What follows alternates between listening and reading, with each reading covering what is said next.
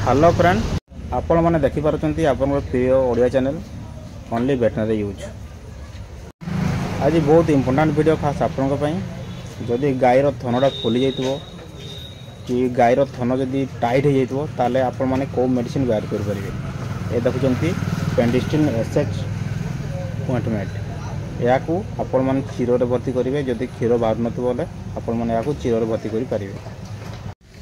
ये देखुं mummy फ्लाम ointment या आपण मैंने क्षीर जो जो थनटी आपंकर टाण हो कि फुलिकी थी आपण मैंने या मालिश करेंगे पूरा क्लियर हो।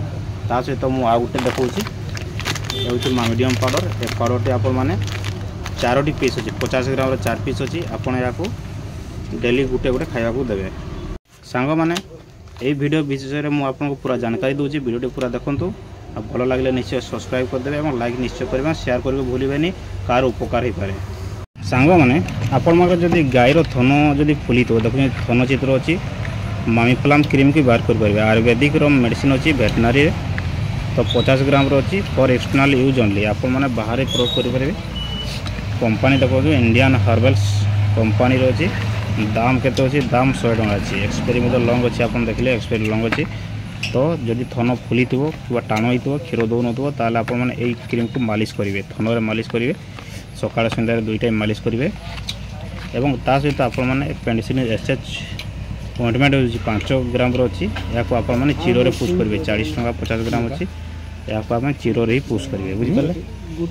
ता सहित आपने मामिडियम पाउडर को कहींपर मामिडियम वेटनरी इंटास कंपनी मामिडियम पाउडर 50 ग्राम पाउच अच्छी 4टी अच्छी ता भितर आप डेली गोटे गोटे 4 दिन खाया देवे। तार दाम हो 300 टଙ୍କା 4 पीस को दाम 300 टଙ୍କା। आपण मैंने जब वेटनरी हॉस्पिटल को जी ताले वेटनरी डॉक्टर यही सब लिखुंट मुझे देखईदेवी प्रूफ देखईदेवी केमी लिखी केमी यूज करने कही। सांग मैंने थन जदि गायर जदि थन फुली दो ताले आपण मैंने यही मेडिसिन को देवे। पेनिसिलिन एसएच ऑइंटमेंट लिखाई मामी फ्लाम लिखाई मामिडियम ये हूँ पेनिसिलिन एसएच ऑइंटमेंट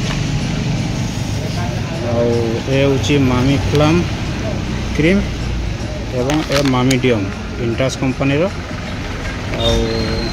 ये हूँ इंडियन हर्ब कंपनी रो मामी फ्लाम क्रीम ए मामिडियम क्रीम ये मामिडियम पाउडर ये पाउडर को आपको देखें। चलो तो मुझे बतेबी केमती केमती देवे पूरा डिटेल्स में आपको बतेबी।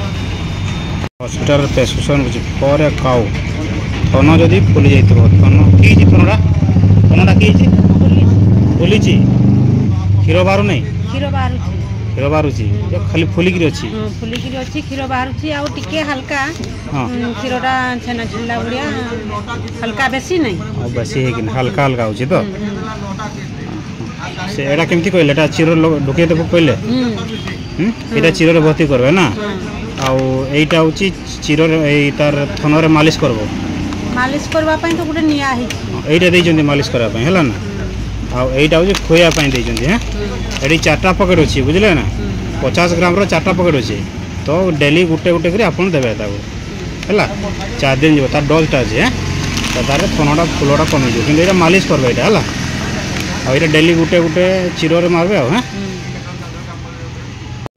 सांग मैंने थन फुला जो वीडियो बन आपको केमती लगे निश्चय कमेंट बताइए।